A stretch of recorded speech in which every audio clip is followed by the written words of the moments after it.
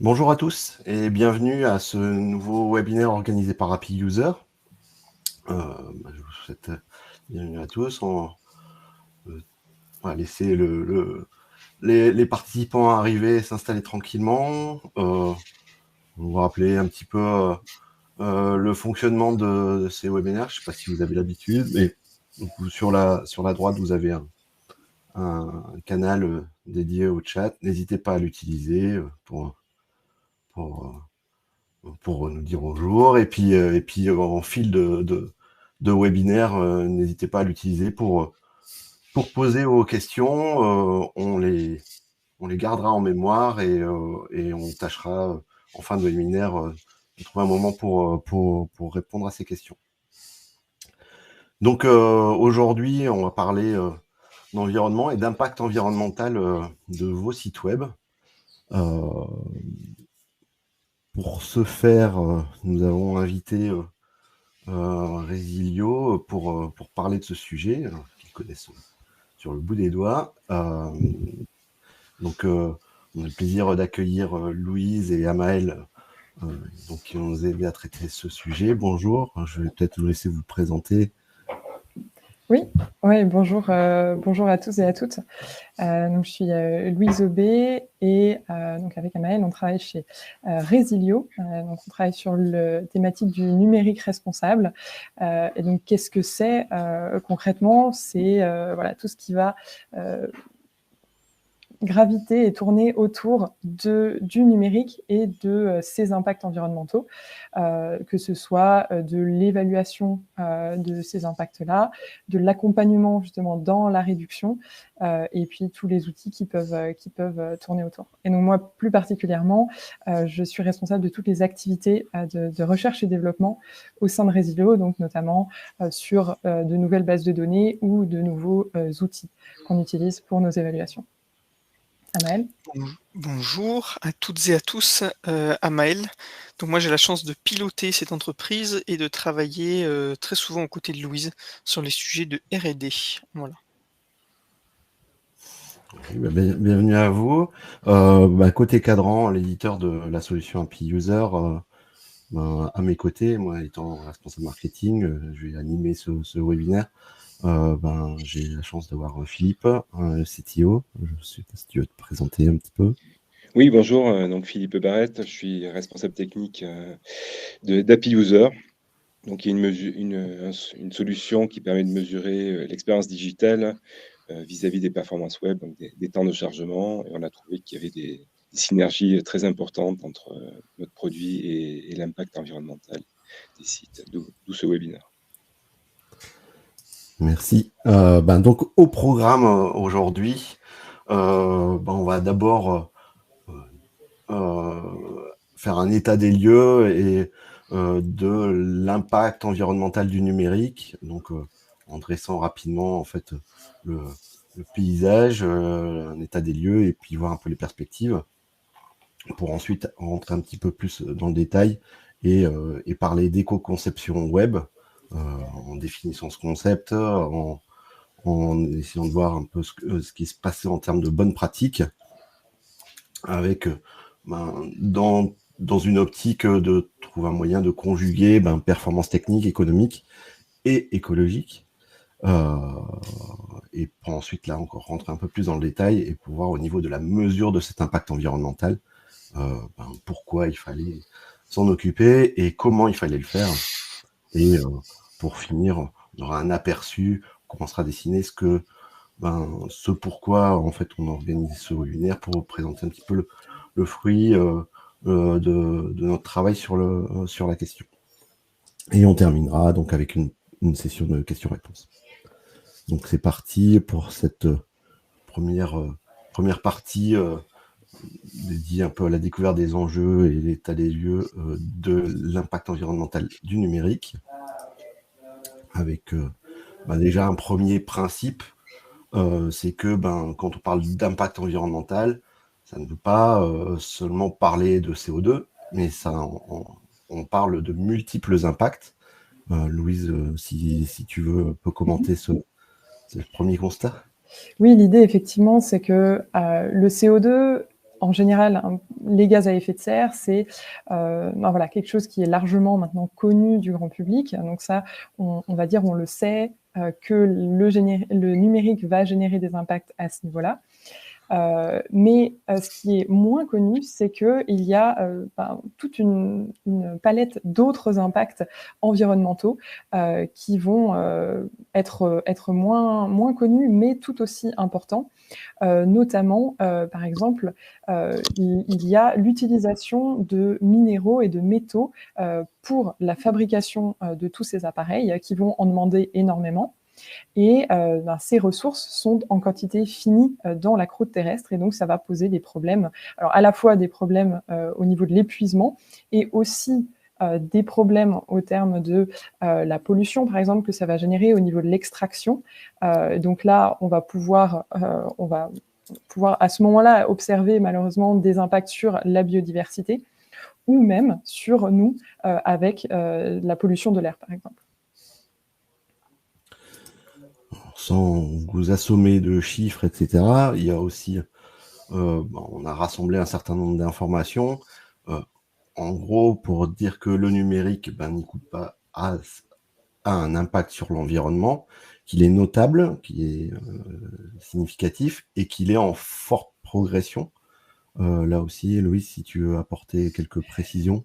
Oui, effectivement. Alors là, il y a une idée similaire dans le sens où l'impact qu'on va imaginer, auquel on va penser à première vue, ça va être l'impact de nos appareils électriques, électroniques de tous les jours. Donc voilà, nos ordinateurs, nos smartphones, les écrans, etc., ce qu'on voit. Mais derrière, il faut bien se rendre compte que, il y a beaucoup d'autres appareils qui vont nous permettre de nous connecter, de discuter, de faire transférer justement toutes ces données, donc notamment tous les équipements des centres de données, des serveurs de calcul, etc., et toutes les infrastructures réseau, que ce soit des antennes pour les réseaux mobiles ou des câbles. Il faut imaginer qu'il y a des millions de kilomètres de câbles sous-marins entre les continents pour tous nous relier et qu'on puisse communiquer d'un bout à l'autre de la planète. Et effectivement, comme tu l'as dit, Philippe, c'est un domaine dans lequel les impacts ne sont pas en train de réduire ou de stagner. Au contraire, c'est un domaine en forte expansion. On a de plus en plus d'équipements pour de plus en plus d'usages différents. Et donc, ce qu'on a pu observer, c'est entre 2010 et puis estimation, on va dire, pour 2025, on est passé au niveau de l'empreinte des gaz à effet de serre de 2% des impacts mondiaux à environ 5-6% des impacts. Alors ça, c'est pour l'ensemble du numérique. Quand on fait après un focus sur le web en lui-même, on retombe sur ces mêmes tendances, en fait, une tendance à l'expansion rapide. Exactement, le web est vraiment l'archétype, on va dire, de cette expansion.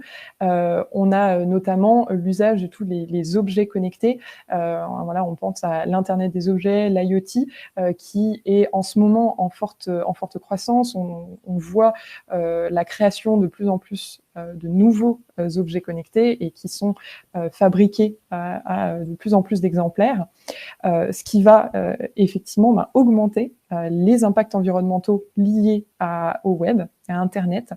Et puis, à côté de ça, tout ce trafic de données, toutes ces informations qui sont stockées sur le web, vont avoir tendance à occuper de plus en plus de place, et notamment au niveau du poids des pages web. C'est le chiffre qui est donné là sur la slide et qui est vraiment très parlant. C'est que le poids des pages web a été multiplié par plus de 100 en 27 ans, donc ces dernières années, ce qui fait vraiment va multiplier, va démultiplier la quantité de données qui va être transférée. Et ça va avoir pour conséquence de ralentir nos appareils, parce que ça va leur demander plus de puissance de traiter ces données-là. Et ça va contribuer à ce qu'on appelle l'obsolescence, donc la diminution de la durée de vie de nos appareils. Ok. Face à ces constats, à cette situation, se sont mis en place des démarches d'éco-conception. Si tu peux nous définir un petit peu ce concept. Oui, alors l'éco-conception est, on va dire, alors, solution, c'est un bien grand mot, mais en tout cas une piste d'action justement pour réduire ces impacts environnementaux. Donc l'idée, c'est de prendre en compte justement l'ensemble de ces impacts environnementaux quand on réfléchit à la conception, à la fabrication d'un produit ou d'un service. Et alors cette éco-conception, on va le détailler après un peu plus en détail, mais elle peut avoir différents elle peut être plus ou moins travaillée en profondeur, on va dire, plus ou moins efficace aussi. Ça peut aller de la petite optimisation pour voilà, réduire, par exemple, le nombre de données transférées, à vraiment une innovation qui va nous permettre de complètement changer la solution qu'on avait imaginée pour répondre aux besoins, pour éventuellement voilà, utiliser moins de high-tech tout en répondant parfaitement aux besoins utilisateurs. Ok. Cette démarche impliquée au numérique, elle se raisonne sur le cycle de vie entier. Ça, c'est une donnée importante. Oui, effectivement, l'idée, je mentionnais un petit peu juste avant la conception d'un service ou d'un produit. Effectivement, l'éco-conception, c'est vraiment, c'est d'ailleurs dans le nom, elle doit vraiment, pour être efficace, être appliquée dès la phase de conception du produit, même si ensuite elle doit effectivement avoir lieu sur l'ensemble du cycle de vie, que ce soit dans l'utilisation, dans la phase de développement ou ensuite dans la fin de vie. Et vraiment, l'idée pour les services numériques en particulier, c'est vraiment voilà, une histoire d'équilibre. Donc, c'est trouver vraiment le meilleur équilibre entre le niveau de performance dans la réponse aux besoins qu'on va apporter et l'impact environnemental, la quantité de ressources dont on va avoir besoin pour atteindre justement cette performance. Et en parallèle, se mettent aussi en place des normes, des réglementations. Oui, tout à fait. Cette démarche d'éco-conception est cadrée par un certain nombre de normes et de standards. On ne peut pas faire n'importe quoi pour que ce soit vraiment efficace.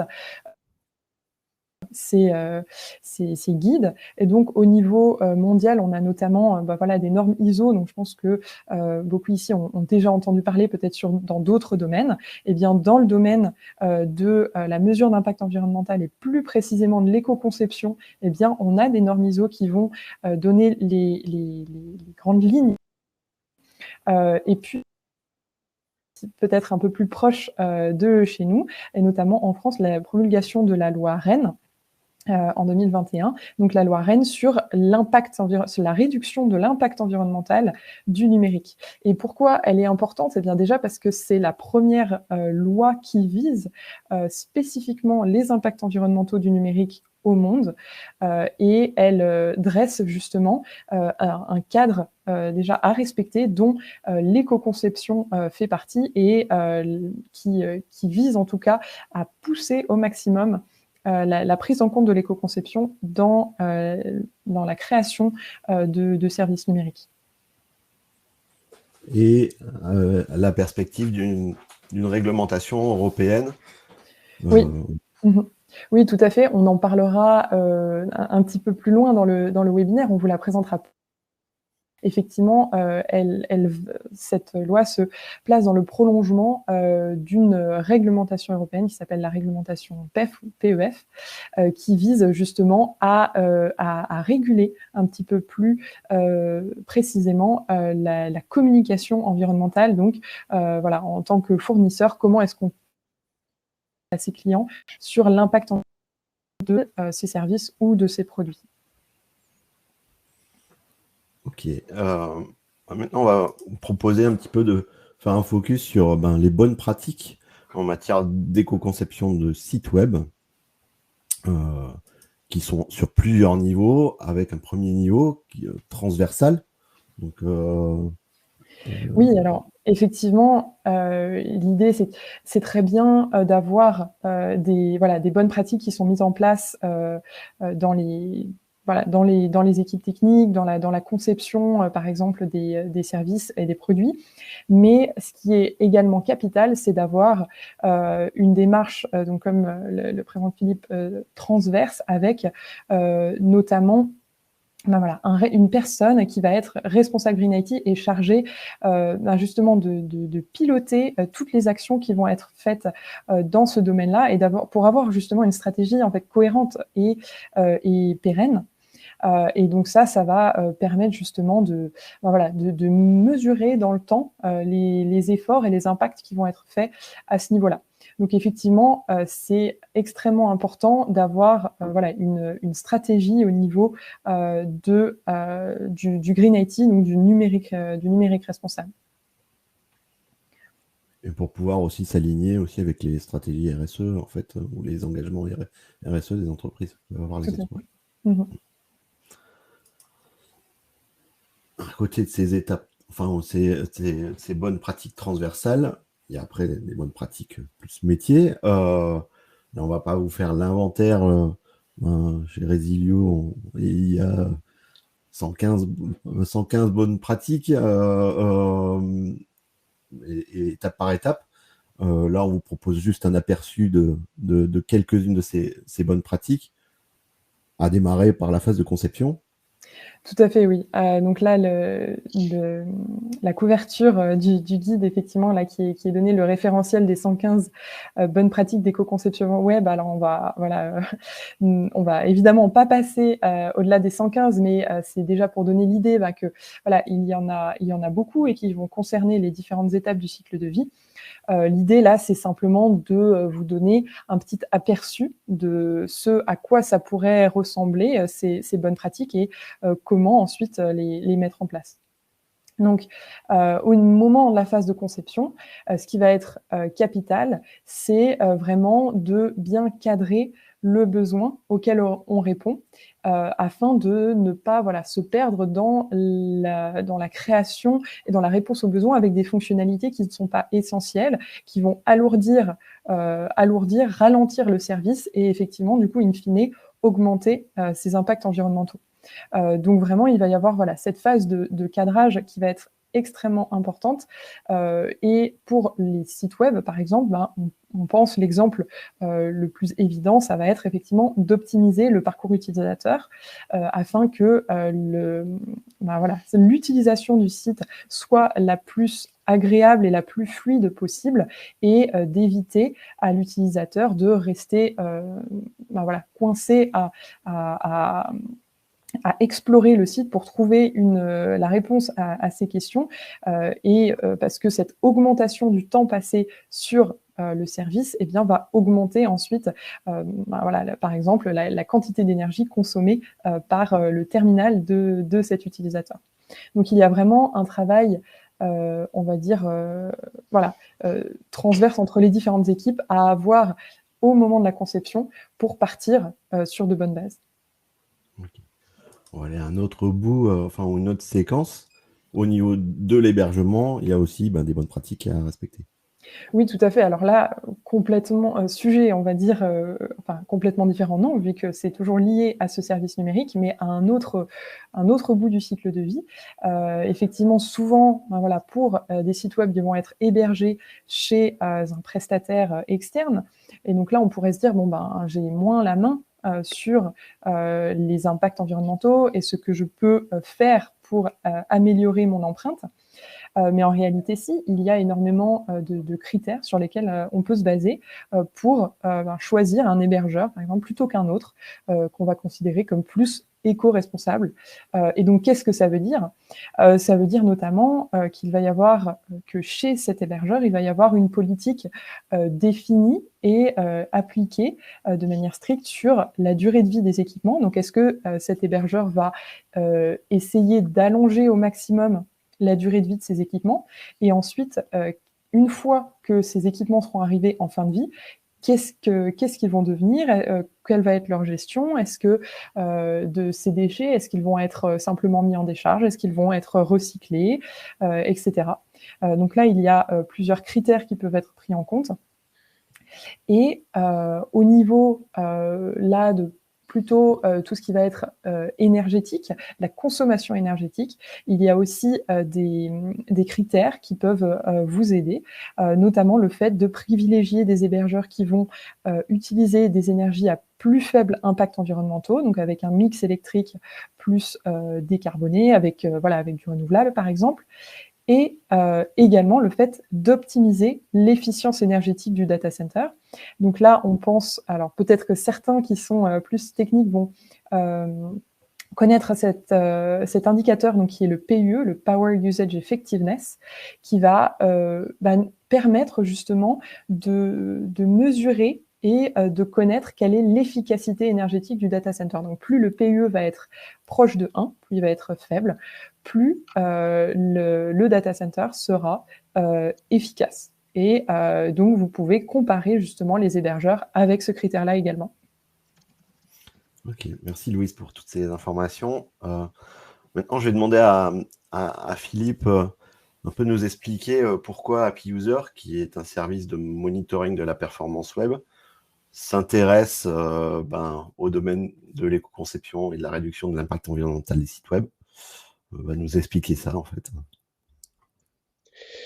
D'accord, tout à fait. Donc, moi, j'imagine que vous dites, ça y est, maintenant, il va falloir s'occuper d'impact environnemental. Ça me fait une contrainte de plus sur mon site web.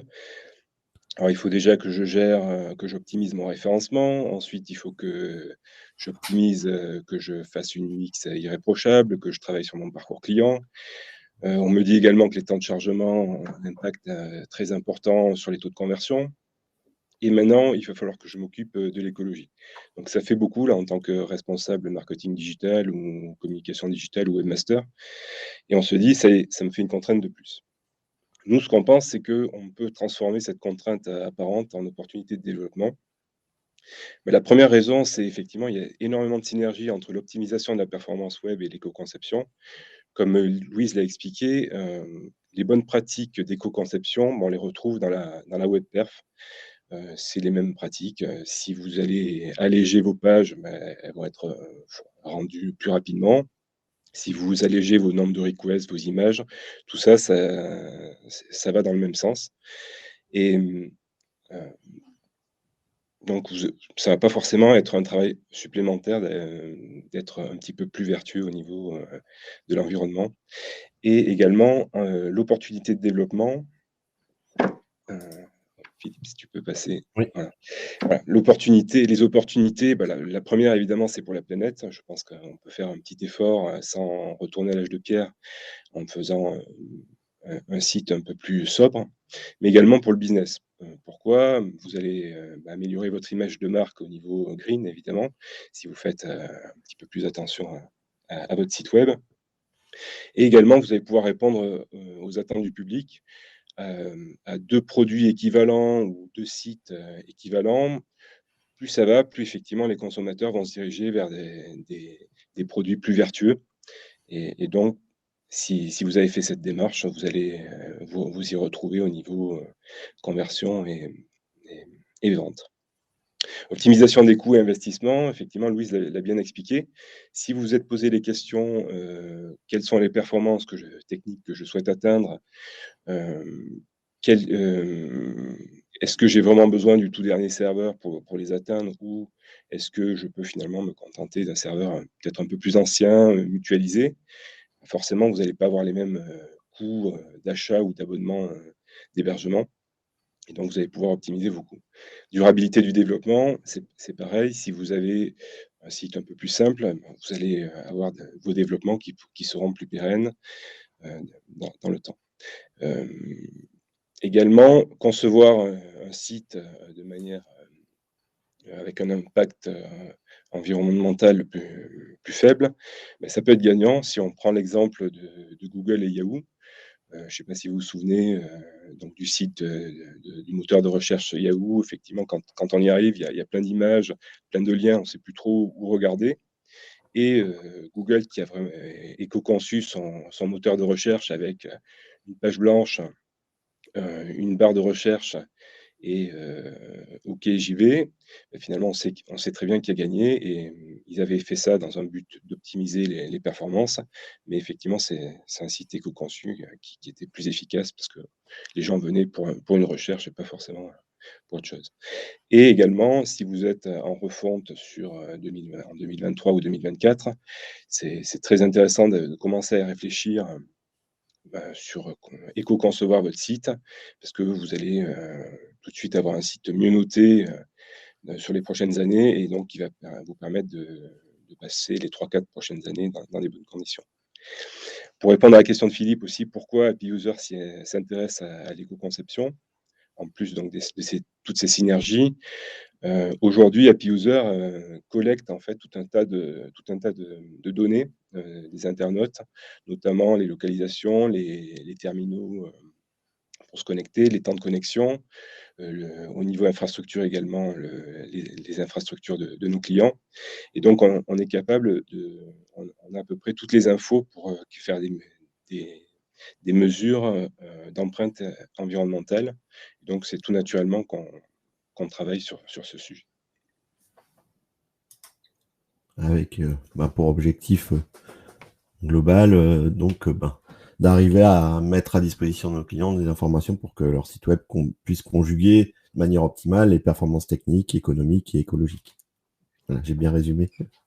Exactement. L'idée, c'est ça. C'est de se donner des objectifs en termes de performance technique, voir comment les réaliser avec une empreinte écologique donnée et avoir un site globalement efficace. Merci Philippe. Donc on a vu dans les bonnes pratiques au niveau transversal, il y avait une bonne pratique qui est essentielle, c'est d'arriver à mesurer le plus précisément possible l'impact environnemental de son site web. J'ai demandé à Maël un petit peu pourquoi il faut le faire et comment arriver à le faire correctement. Donc on va commencer par le pourquoi.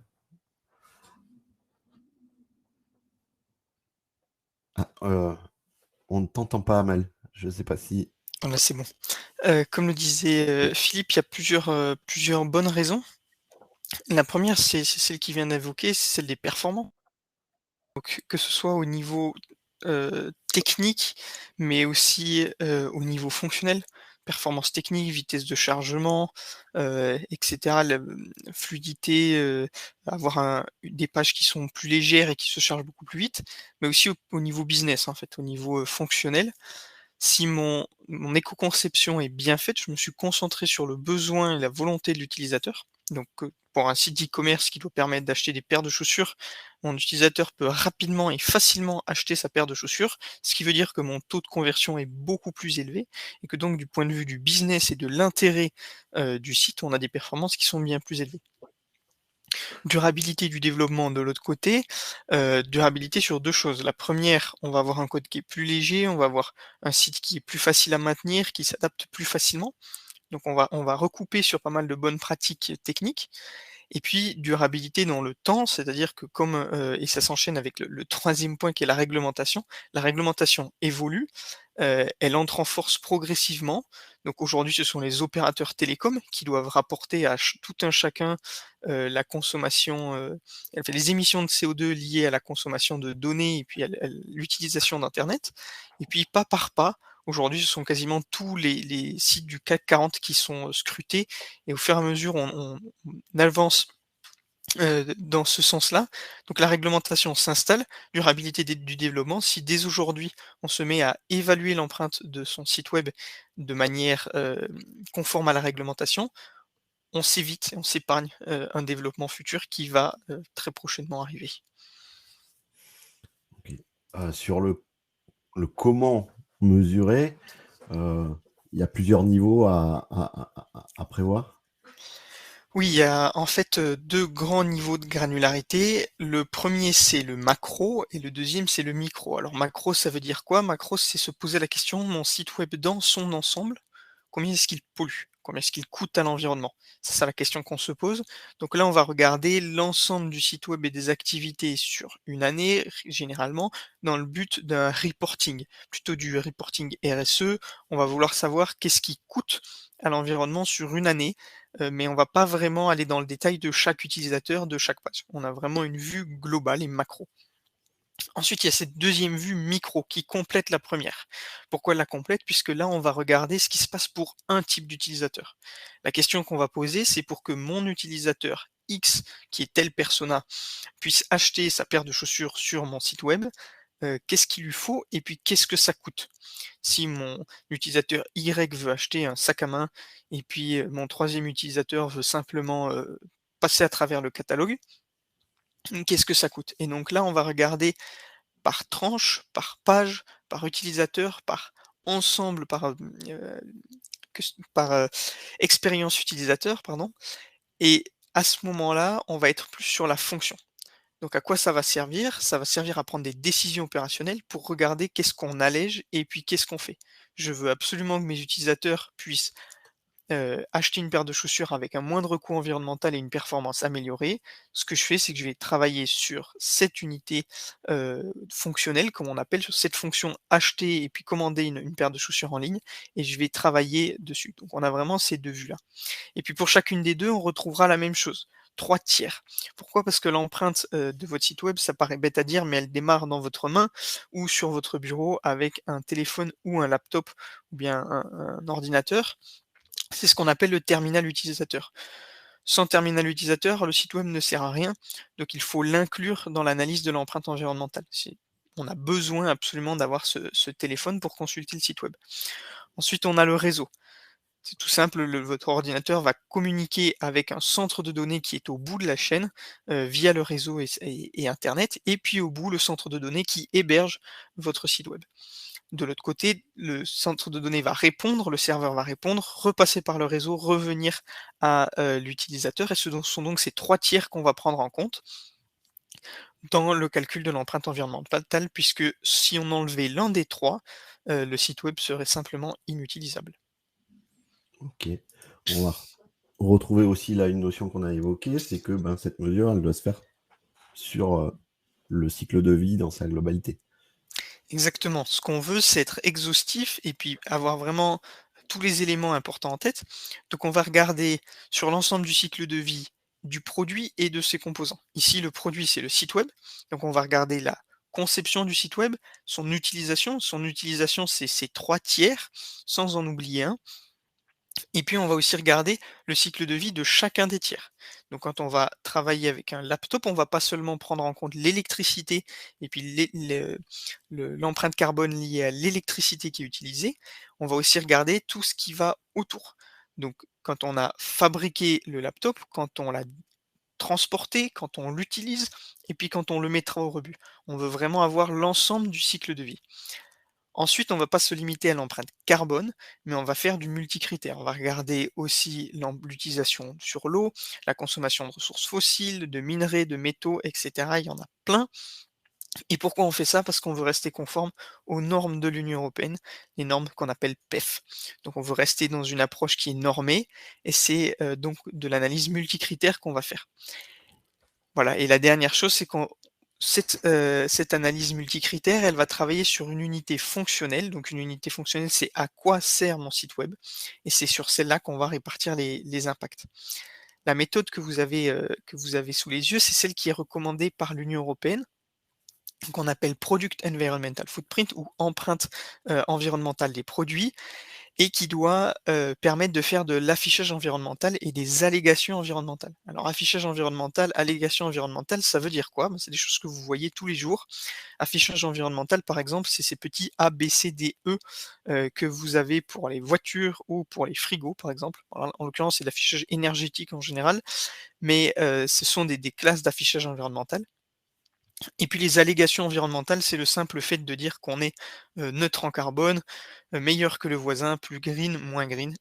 C'est tout ça qui est couvert par les allégations environnementales. Et puis ce que nous dit l'Union européenne, c'est que si on veut faire des allégations environnementales, si on veut faire de l'affichage, on doit utiliser cette méthode-là qui est commune à l'ensemble de l'Union européenne. et qui doit permettre aux consommateurs d'avoir des informations claires et comparables. Pourquoi est-ce qu'on fait ça? Parce qu'on veut que tous les fabricants utilisent la même méthode et que les consommateurs aient des choses simples et faciles à regarder. Alors facile, il y en a 16 là, sur la partie droite de l'écran, il y a 16 indicateurs, ça paraît tout sauf simple et bien complexe à analyser et en fait, c'est là qu'est la petite astuce. La méthodologie PEF, elle nous permet de les assembler.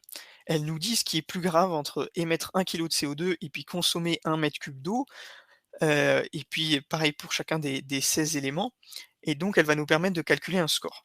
Avec ce score, on retrouve le côté simple, c'est-à-dire qu'on va avoir un site web qui score 100, un site web qui score 110 et évidemment celui qui est à 110 pollue plus que celui qui est à 100. Donc on va pouvoir retrouver ce côté simple et comparable. Un autre objectif de cette méthode, c'est de sensibiliser à la consommation responsable. Consommation responsable sur 2 points. Le premier, c'est de faire le bon choix, prendre ceux qui polluent moins. Et puis la deuxième, c'est de se rendre compte qu'il y a plein de types de pollution, les gaz à effet de serre et le changement climatique évidemment, mais pas que. Et enfin, pour les entreprises, ça doit les engager à une démarche d'éco-conception, puisqu'évidemment, quand je me rends compte que mon site web est à 115 et puis que celui de mes concurrents est en moyenne à 85, la première chose que je vais faire, c'est d'essayer d'améliorer et de réduire mon empreinte. Ok. Ce qui doit aboutir donc en fait à un indicateur d'impact normalisé et où on puisse après retrouver le côté micro et d'aller voir sur les 3 tiers la part de l'impact, quoi, en fait. Exactement. L'indicateur normalisé, c'est ce score qu'on calcule à partir des 16 catégories. Donc, on va faire une analyse complète, on va prendre les 16 indicateurs, on va voir toutes les catégories. Si on veut les regarder, on peut, mais on peut aussi prendre le score, donc l'agglomérat, la normalisation, on appelle ça, de chacun de ces indicateurs. Et puis on va aussi pouvoir l'utiliser donc à l'échelle macro pour savoir combien pollue le site web dans son ensemble, et puis surtout à l'échelle micro. On va pouvoir voir combien ça coûte chez l'entreprise X de commander une paire de chaussures, et puis combien ça coûte chez l'entreprise Y de commander la même paire de chaussures. Et quand on va être en phase d'éco-conception soi-même, on va aussi pouvoir regarder comment on se répartit entre les tiers. Typiquement, on retrouvera quelque chose comme 60 à 75% sur le terminal utilisateur, entre 10 et 15% sur le réseau, et puis en général entre 15 et 25% sur le data center. Ce qui va aussi permettre de savoir sur quoi est-ce qu'il faut qu'on travaille. Ouais. Pour clore un peu cette partie, je vais reprendre un extrait d'un baromètre de l'éco-conception réalisé sur les sites, si je ne me trompe pas, des sites des entreprises du CAC 40. Alors pour donner un ordre d'idée concret en fait de cet impact, et puis aussi pour parler un petit peu de comment il pouvait se construire aujourd'hui, enfin l'état de l'art aujourd'hui, de comment calculer ces types d'impact. Je ne sais pas si Amalie, tu as un commentaire à apporter là-dessus. Oui, donc effectivement, greenIT.fr, qui est entre autres un partenaire de Resilio, a travaillé avec Razorfish, une agence de communication, pour faire l'évaluation des principaux sites des entreprises du CAC 40 et puis des plus grands sites publics français. Le bilan n'est pas très glorieux, vous l'avez à l'écran. C'est une méthodologie qui n'est pas tout à fait la méthodologie normée qu'on évoquait en avance, mais qui est pas très loin, et qui vous permet de vous rendre compte qu'il y a quand même, et c'est la situation aujourd'hui, beaucoup d'efforts à faire et donc une grande marge de progression. Et je trouvais ça intéressant parce que ça mettait aussi en lumière une autre limite qu'on essayait nous de dépasser, c'est que ces scores et ces résultats sont obtenus sur la base d'estimations de trafic. Là, en l'occurrence, je crois que c'était avec SEMrush, en fait, qui fournait des estimations de trafic. Et ce qui, moi, permet de faire la transition vers ce sur quoi on est en train de travailler pour arriver, en fait, à aller un petit peu plus loin. Et donc là, je vais passer la main à Philippe pour expliquer un petit peu le principe de ce sur quoi on est en train de travailler. Oui, exactement. Quand on a fait un tour là, des différents produits qui mesuraient l'impact environnemental, on s'est aperçu que tous les produits, finalement, mesuraient la qualité des pages et donc le niveau, enfin, le respect des bonnes pratiques d'éco-conception et finalement n'avait pas des vraies données de terrain. euh, donc, par rapport aux internautes, où est-ce qu'ils sont situés, quel type de terminal ils utilisent, sur quelle connexion ils sont. Et on s'est aperçu qu'effectivement, il y avait un manque pour vraiment avoir des estimations beaucoup plus précises. Et c'est là qu'on s'est dit qu'API User pouvait vraiment aider, puisque le principe d'API User, c'est de faire des mesures au niveau des postes clients. Donc, nos clients déploient un tag sur leur site web, ce qui permet de savoir quels terminaux utilisent leurs internautes, où est-ce qu'ils sont localisés, quel réseau ils utilisent, quel OS, quel navigateur. Tout ça, c'est des données très performantes, très intéressantes pour les performances, mais également pour calculer l'impact environnemental, la durée des sessions également. Donc, l'idée qu'on a, c'est d'utiliser API User pour récupérer l'ensemble de ces données, les traiter et être capable donc d'afficher un indicateur qui suit la norme PEF. Et donc, vous aurez effectivement le niveau de sobriété énergétique donc global, et ensuite vous pourrez le voir effectivement sur les 3 tiers, donc au niveau des utilisateurs, du réseau et de l'infrastructure de vos serveurs. Et également, vous l'aurez sur l'ensemble du cycle de vie, donc fabrication, utilisation et recyclage. Donc l'idée, c'est d'avoir un indicateur facile à utiliser et, comme expliqué à Amael, de pouvoir se comparer avec les différents sites, donc avec des données réelles. Pour en savoir plus, on a fait un peu de teasing. Bon, on vous donne rendez-vous très bientôt, le 14 avril et 11 mai prochain, pour nos prochains webinaires dédiés à cette question-là. Donc, on ira un petit peu plus loin dans le détail de ce domaine. Donc voilà. N'hésitez pas à vous rendre sur notre chaîne Webikeo et à vous abonner. Comme ça, vous serez tenu au courant là, de l'organisation de ces prochains webinaires.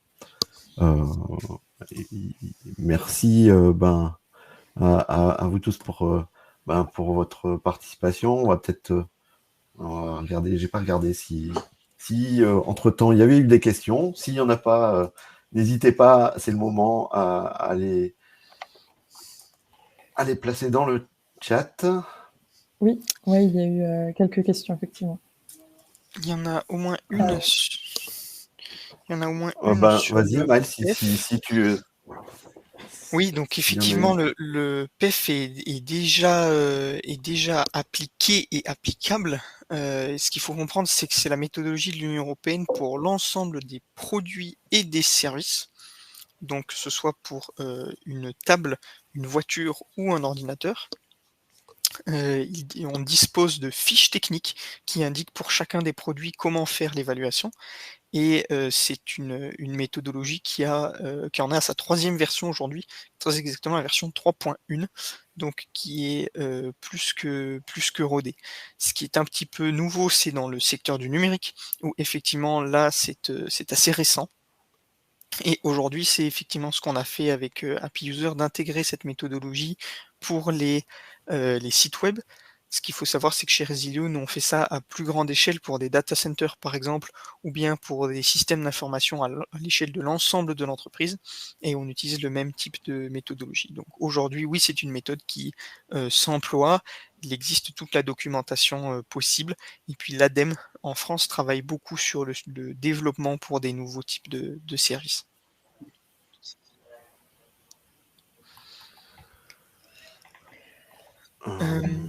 Je sais pas, n'hésitez pas si vous voyez une question à laquelle vous il y avait Ouais, également une des premières questions donc qui portait sur, l'hébergement, notamment et le fait de, voilà, trouver un hébergeur, «éco-responsable» entre guillemets et donc là la question était, donc à part ceux que l'on retrouve donc un peu partout, donc Planet Hoster, Infomaniac et cetera, est-ce qu'il y avait, des recommandations ou des noms d'autres sociétés, en France si possible, qui, justement iraient dans ce sens-là? Alors, ben, ce que nous on peut dire, c'est que déjà en général, c'est les hébergeurs qui vont communiquer sur justement leurs engagements au niveau environnementaux, qui vont bien voilà avoir tendance à être les plus voilà, éco-responsables et ceux qui font justement le plus attention à la réduction de leurs impacts. Donc effectivement, Infomaniac a été cité, donc Infomaniac basé en Suisse. On a également OVH en France qui travaille énormément sur la réduction de leurs impacts environnementaux, notamment au niveau du système de refroidissement de leur data center. Ils utilisent un système de refroidissement très localisé avec de l'eau pour évacuer la chaleur. Donc, ils sont aussi assez à la pointe, on va dire, à ce niveau-là. Effectivement, dans les autres noms, après qui vont, pareil, pas mal communiquer sur leurs engagements au niveau ben voilà, de leur PIE, par exemple, de la durée de vie de leur serveur et de la localisation aussi de leur serveur, puisque de là va dépendre le mix électrique qui est utilisé pour approvisionner le data center.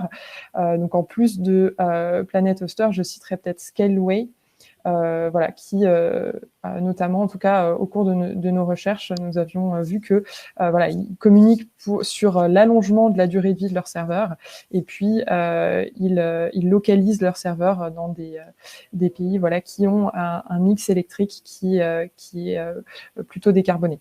Je ne sais pas si d'autres peut-être veulent ajouter. Amélie ou Philippe par Ouais, rapport je à sais ça. pas si, enfin, d'être trop précis, je raconte une bêtise, mais Mhm. donc c'est intéressant de voir, il y a le côté engagement, et donc là, sur le principe, est-ce que cet hébergeur respecte ça comme engagement, ça comme engagement, ça comme engagement, et de mettre ça en parallèle avec des mesures concrètes de ce que consomme et ce que pollue dans le cadre de l'hébergement de mon site, enfin, au niveau de mon data center, ce que ça donne. Et c'est là où, en fait, l'outil qu'on met en place pourrait être intéressant, en fait, pour mettre en parallèle le respect des engagements et puis, dans la réalité, ce que ça représente en termes quantitatifs, en fait, un peu plus quantitatif.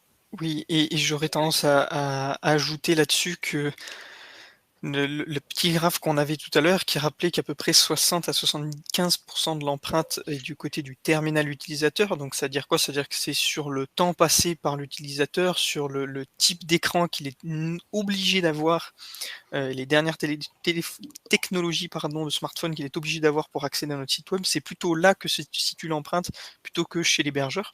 Donc c'est une bonne chose effectivement, évidemment de sélectionner un hébergeur qui soit plus responsable. Après, je pense qu'on fera pas spécialement de publicité pour l'un ou pour l'autre. Ils ont tous un peu leurs points forts et puis leurs Mhm. défauts. Mais il faut garder en tête que le gros du travail se situe plutôt entre vos mains. Et là-dessus, je rebondis sur une des questions qui était posée.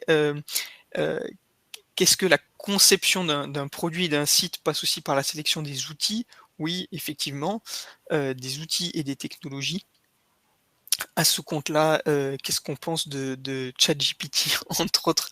Donc, à titre très personnel, je pense que ça peut servir pour des choses très précises, mais comme d'habitude, il s'agit de ne pas prendre un marteau pour écraser une mouche.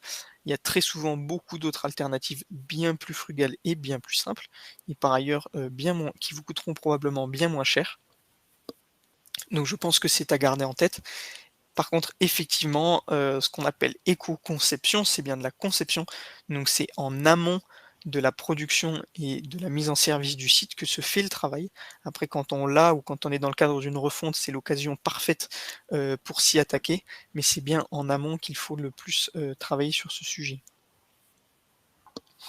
Et je voyais une autre question: est-ce que votre outil peut servir pour une analyse globale d'impact d'un projet avec fourniture ERP, terminaux, architecture, et cetera? Alors, pour l'outil qui vient d'être présenté, je pense que votre demande sera un peu trop importante, à moins que j'ai pas tout à fait compris. Si ça n'est que le RP, oui, l'outil présenté sert. S'il y a d'autres choses autour, dans le cadre du projet, des déploiements de terminaux, et cetera, c'est aussi possible, mais pas avec celui-là. On a d'autres outils qui sont plus adaptés. Pour ça, n'hésitez pas à nous contacter. Avec Resilio, on fait ce genre de service avec un autre outil qui est interne, qui fonctionne aussi bien et basé sur des méthodologies similaires, mais qui vous permet notamment d'être plus granulaire. Là, ce qui est fait avec Happy User, c'est de la connexion automatique sur la base de votre site. Donc il faut un service web sur lequel on puisse s'appuyer et qui soit l'ensemble du projet.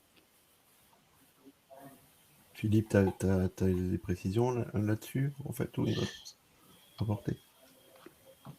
Non, pas particulièrement.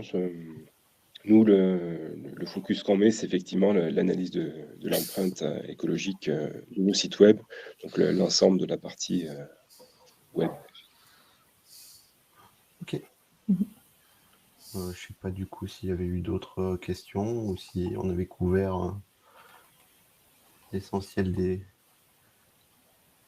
informations.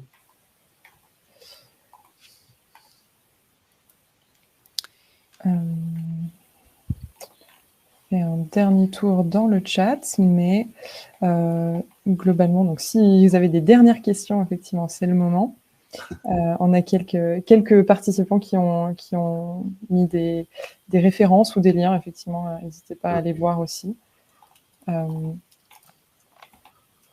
Je pense globalement qu'on a fait le tour des questions. Mais écoutez, merci beaucoup pour être resté nombreux jusqu'au bout de ce webinaire. Je réitère l'invitation. N'hésitez pas à vous inscrire au prochain webinaire. Donc, je ne peux pas revenir en arrière sur le slide, désolé. Mais rendez-vous le 14 avril et 11 mai prochain. Voilà, merci beaucoup. Par ailleurs, à très n'hésitez pas à nous bientôt. contacter si vous avez d'autres Au revoir. questions. Merci beaucoup. Bonne journée. Merci. Bonne journée. Et bon week-end. Au revoir.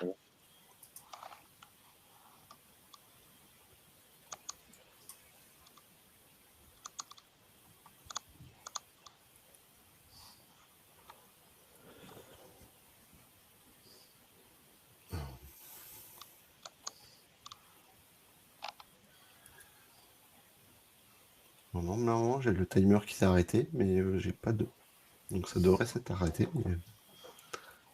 Oui, chez moi, le timer est aussi arrêté. Bon, je vous invite à quitter la fenêtre et puis... Ouais. Se reconnecter éventuellement. Parfait, merci beaucoup. Merci. Bonne journée. Non. Bon week-end.